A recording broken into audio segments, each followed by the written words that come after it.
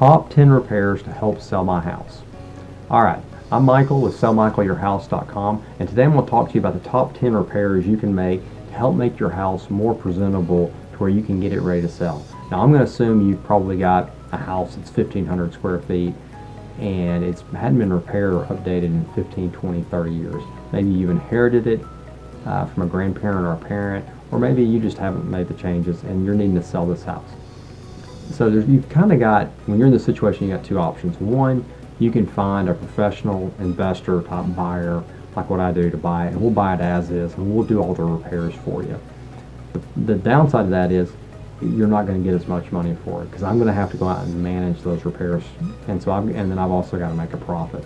The other option is you can manage these repairs yourself and hire subcontractors and kind of do some do-it-yourself type work and take care of the project yourself. So that's what I'm going to talk to you today. I'm going to assume you're wanting to do that, and I'm going to tell you the top 10 things I would recommend you do.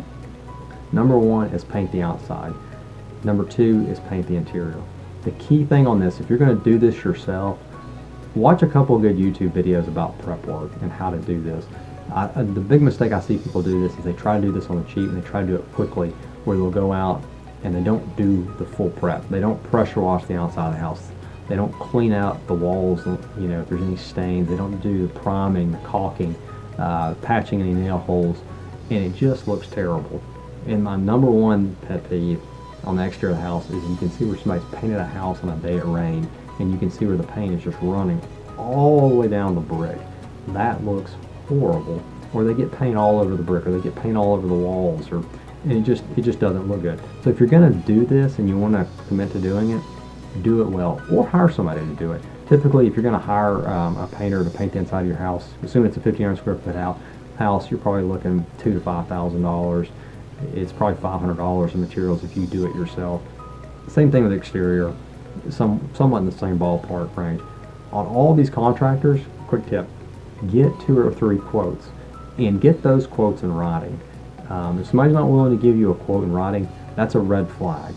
Typically, you know, somebody's on the up and up, they're willing to do that, because you want to make sure on the back end of this deal you pay what you think you're going to get, because that happens a lot where you're dealing with contractors and they quote one price and they're being very optimistic, and they actually come down to collect, it's a lot more, and you don't end up in that situation. The third one, and I think this is the best do-it-yourself one you can do, is landscaping.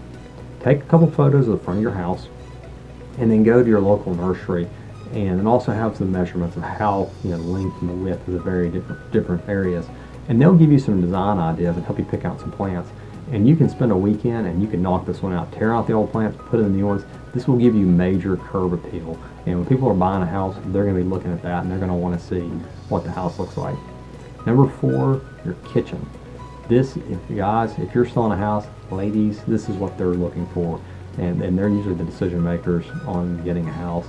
They're going to expect a new kitchen. So if you've got cabinets that are 15 years older or more, you can plan on tearing those out and putting in new cabinets. These don't have to be, you know, state-of-the-art cabinets. Particularly if you've got a house that's $150,000 or less, don't go out and buy granite countertops. Don't go out and buy top-of-the-line countertops. Go to Lowe's, Home Depot, one of the big box stores.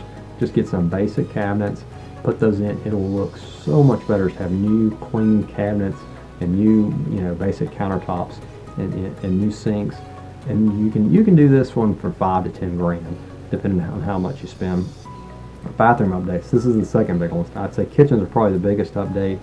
Bathrooms are second. This is another one I recommend you hire somebody else out to do it. Same thing with kitchen. If you want to tear the stuff out in the kitchen, fine. When it comes to installing the kitchen cabinets, if you don't know how to do that, don't do that. Same thing with bathrooms. Get you somebody to replace the bathroom parts. Number 6, flooring. So if you've got some older flooring, which just about I always recommend you change out. If you got carpet, tear out that old carpet and then hire somebody to come in and put in new carpet for you. It's definitely worth money. It'll make the house smell better. It'll make it look better. And if underneath you pull up that carpet, you find out there's hardwood floors under there. Hardwood floor is really in right now. So pay somebody to refinish it. It's not that expensive. You can get by a couple $1,000s and they'll sand it down, refinish it, make a nice color, put a couple coats of polyurethane. It'll look really sharp. It's really in, and it's something people like to buy. Windows. If you've got older single pane windows, this is expected that you're going to have double pane energy efficient windows these days. So go ahead and hire somebody to come in and do that. If you don't have a handyman, go to Lowe's, Home Depot, and they'll quote you what it'll cost to have somebody come out there and change it.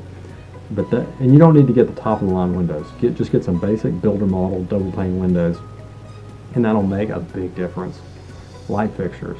You can get a handyman to do this, or you can do it if you're pretty handy. Just take out the old light fixtures, put in some new ones that you get from a big box retail store, and that'll make it look a lot better. That way it's not dated. You don't have old fans that are droopy and got dust all over them. So just get some new ones and make your house look a lot better. The roof. This is another one I don't recommend you do yourself. Hire someone to come out there and change out your shingles. Typically you're looking at probably $100 a square for labor and $100 a square for materials. Maybe a little bit less than that. You know, if you work with a roofer a lot, they'll charge you less than that. But a square is basically a 10-foot by 10-foot section of your house on the roof. A typical 1,500 square foot house is probably going to have 18 to 20 square. So you're looking at probably around $4 grand if you get a good roofer to come out there and do that for you. Doors. This is the final item.